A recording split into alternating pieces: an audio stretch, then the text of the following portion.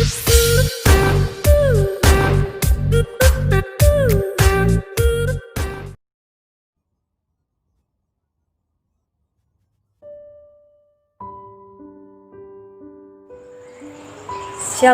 saudara terkasih. Saat ini kita akan sama-sama belajar satu perikop firman Tuhan yang saya ambil dari Kejadian 22 dari ayat yang ke-7 sampai ayat yang ke-14. Saya akan bacakan firman Tuhan ini bagi kita semua. Demikian firman Tuhan. Lalu berkatalah Ishak kepada Abraham ayahnya, "Bapa," sahut Abraham, "Ya anakku." Bertanyalah ia, "Di sini sudah ada api dan kayu, tetapi di manakah anak domba untuk korban bakaran itu?"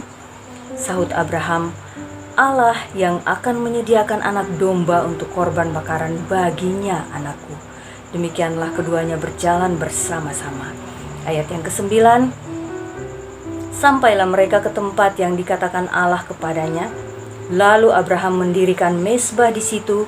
Disusunnyalah kayu, diikatnya Ishak anaknya itu, dan diletakkannya di mezbah itu di atas kayu api. Ayat yang ke-10, sesudah itu Abraham mengulurkan tangannya lalu mengambil pisau untuk menyembelih anaknya. Ayat 11, tetapi berserulah malaikat Tuhan dari langit kepadanya, "Abraham, Abraham," sahutnya, "Ya Tuhan."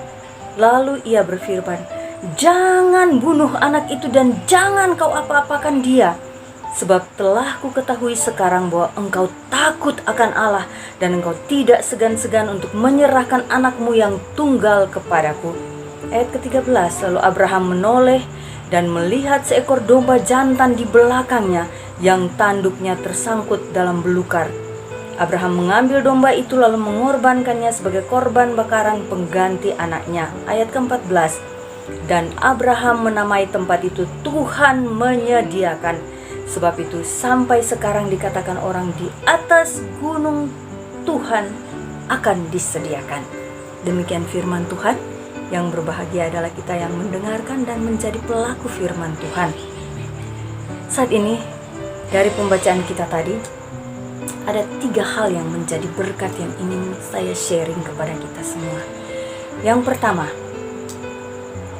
Tuhan sangat tahu waktu yang tepat untuk menolongmu dan untuk menolongku, untuk menolong kita. Amin. Di ayat-ayat sebelumnya, di ayat 4 dari pembacaan kita tadi dikatakan gini, ketika sudah 3 hari perjalanan, Abraham, Ishak dan 2 orang bujangnya, Abraham kemudian di ayat yang ke-5 berkata kepada bujangnya, waktu dia melihat ke depan dan dia lihat tempat untuk mengorbankan Ishak, dia berkata, "Tinggallah kalian berdua di sini dengan keledai. Saya dan anak saya akan pergi ke sana. Kami akan bersembahyang dan kemudian kami akan kembali kepada kalian." Tapi di ayat yang ke-7, waktu Abraham meletakkan kayu bakar ke atas pundak Ishak anaknya, Ishak berkata, "Bapa, di sini sudah ada kayu dan api, tapi di mana dombanya?" Dan ayat selanjutnya Abraham berkata, "Tuhan yang akan menyediakan domba baginya anakku." Saudara terkasih, kenapa saya bilang bahwa Tuhan sangat tahu waktu yang tepat untuk menolongmu dan untuk menolong kita, untuk menolong saya. Bukankah ketika Ishak menanyakan, "Di sini sudah ada kayu dan api, tapi di mana dombanya?" Bisa saja saat itu ketika Ishak selesai bertanya, Tuhan langsung menyediakan dombanya. Otomatis ketika domba tersedia saat itu, saya sangat yakin bahwa Abraham dan Ishak akan berkata, "Wow, Tuhan kita dahsyat banget, dalam sekejap Tuhan menyediakan." Kenapa saat itu Tuhan tidak menyediakan? Bisa banget saat itu Tuhan menyediakan, saudara.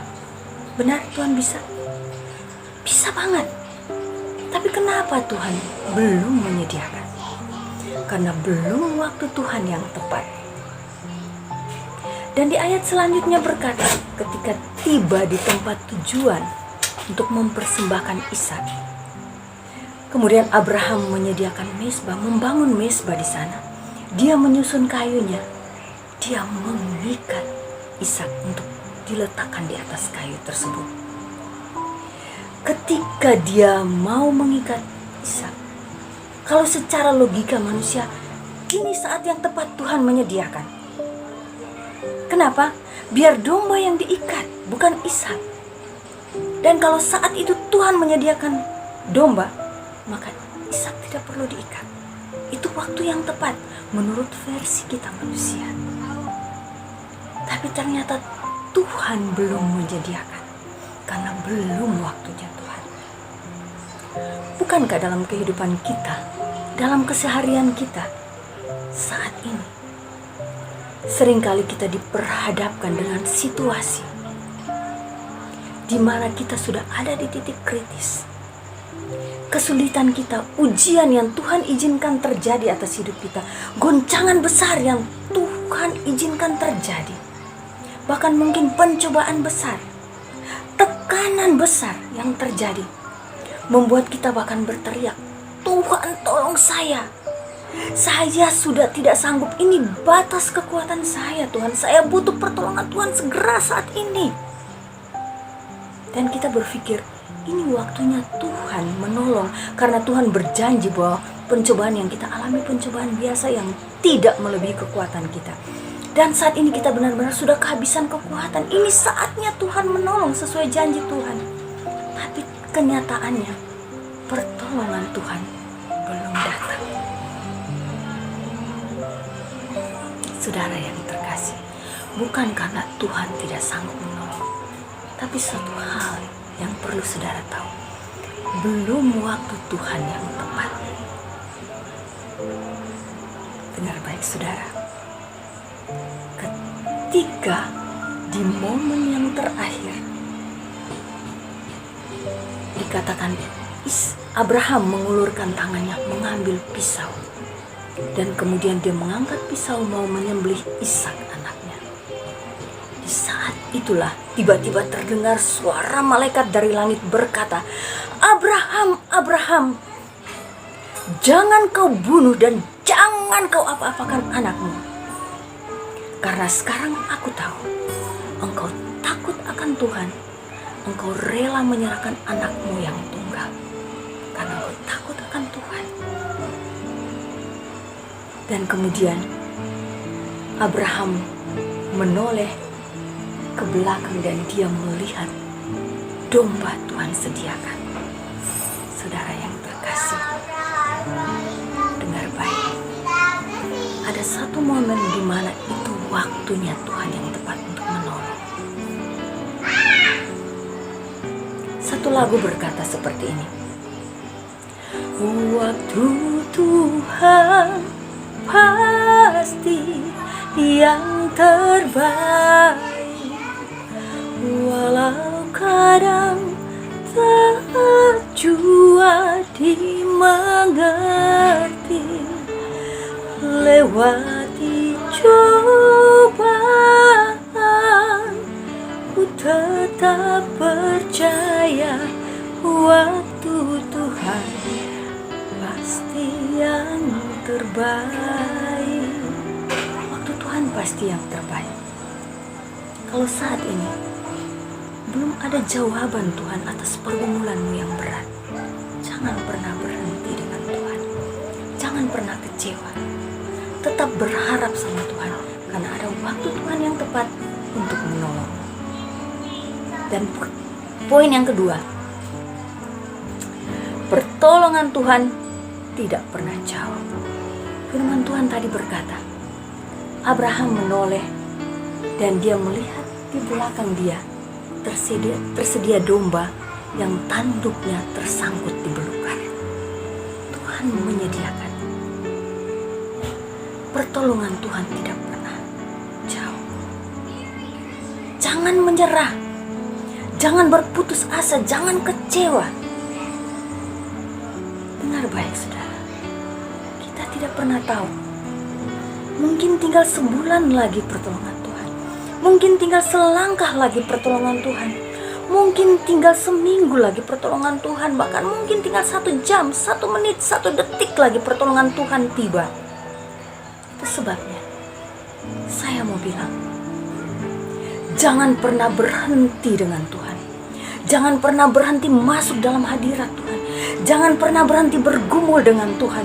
Jangan pernah berhenti berharap sama Tuhan sampai engkau melihat mujizat pertolongan Tuhan itu tiba.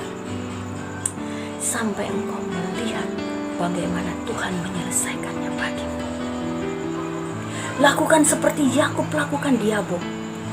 Sekalipun pangkal pahanya terpelecok karena dipukul oleh malaikat Tuhan, tapi dia berketetapan hati, dia berkata, aku tidak akan pernah berhenti bergumul sampai engkau memberkati. Dengar baik saudara, katakan dengan iman, Tuhan, saya tidak akan pernah menyerah, saya tidak akan pernah berhenti bergumul dengan engkau sampai Tuhan menolongku. Sesulit apapun situasimu akhir-akhir ini, seberat apapun pergumulan, goncangan yang engkau alami, jangan pernah berhenti dengan Tuhan. Jangan pernah berhenti bergumul dengan Tuhan. Amin. Karena pertolongan Tuhan sangat amat dekat. Bahkan dikatakan, Tuhan hanya sejauh doa. Pertolongan Tuhan hanya selangkah di depan. Ketika kita terus berharap sama Tuhan, kita tidak akan pernah dikecewakan. Pertolongan Tuhan tidak pernah terlambat. Haleluya. Dan poin yang ketiga, Tuhan selalu punya jalan keluar. Ketika Abraham sampai di titik kritis untuk membunuh anaknya sebagai korban persembahan, bukan hanya diserahkan saudara, tapi dibunuh. Saudara tahu, untuk mendapatkan Ishak butuh bertahun-tahun, pergumulan yang berat, uji iman yang luar biasa. Tapi Abraham lolos sehingga dia mendapatkan Ishak. Bahkan firman Tuhan berkata, anak tunggalnya Abraham, sekalipun dia punya 2 anak, tapi firman Tuhan mencatat anak tunggalnya Abraham hanya Ishak yang diakui. Tapi dia harus menyerahkannya, dibunuh untuk persembahan bagi Tuhan. Dia ada di titik yang sangat kritis, di titik yang luar biasa momennya. Begitu menyakitkan, begitu menakutkan. Tapi ketika dia menoleh ke belakang, ada jalan keluar dari Tuhan. Amin. Saudara, mungkin tinggal engkau menoleh ke belakang. Mungkin tinggal engkau pertebal iman kepercayaan. Mungkin tinggal engkau menggunakan waktu sedikit lagi bergumul dengan Tuhan. Ada jalan keluar. Di depan mungkin jalan buntu, pintu tertutup bagimu. Tapi dengan Tuhan selalu ada jalan keluar. Selalu ada pintu yang terbuka bagimu. Bahkan ketika engkau diperhadapkan dengan situasi yang buruk, Tuhan sanggup merubahnya menjadi hal baik. Satu lagu berkata demikian. Tuhan selalu punya cara untuk mengubah keburukan agar menjadi hal baik bagiku. Dia punya cara mengubah hal buruk menjadi hal baik bagimu. Jangan pernah berhenti berharap sama Tuhan. Yang Tuhan inginkan, seperti Abraham, dia bilang dia takut akan Tuhan. Dia taat kepada apa yang Tuhan perintahkan. Dan dia terus berharap sama Tuhan. Dia mempercayai Tuhan yang diperhitungkan sebagai kebenaran.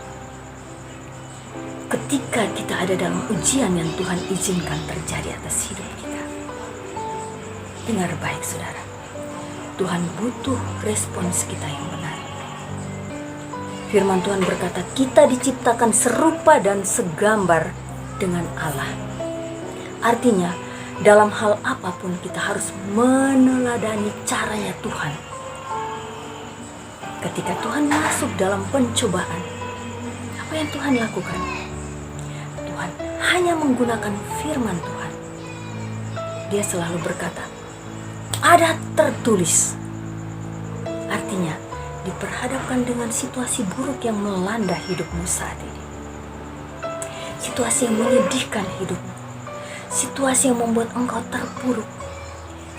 Situasi yang membuat engkau benar-benar ketakutan, putus asa, hampir menyerah. Dengar baik saudara. Dengar baik saudara. Tuhan hanya butuh respon. Yang pertama, berespon sesuai dengan kebenaran firman Tuhan.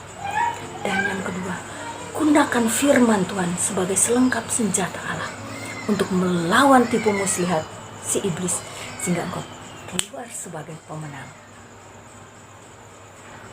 Saudara yang terkasih, Tuhan kita, Tuhan yang selalu menyediakan. Bahkan firman Tuhan di ayat yang terakhir, ayat yang 14 tadi berkata, di gunung Tuhan disediakan.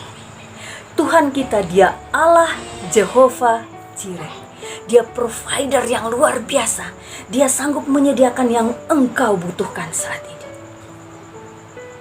Terus berharap sama Tuhan. Perbesar kapasitas iman.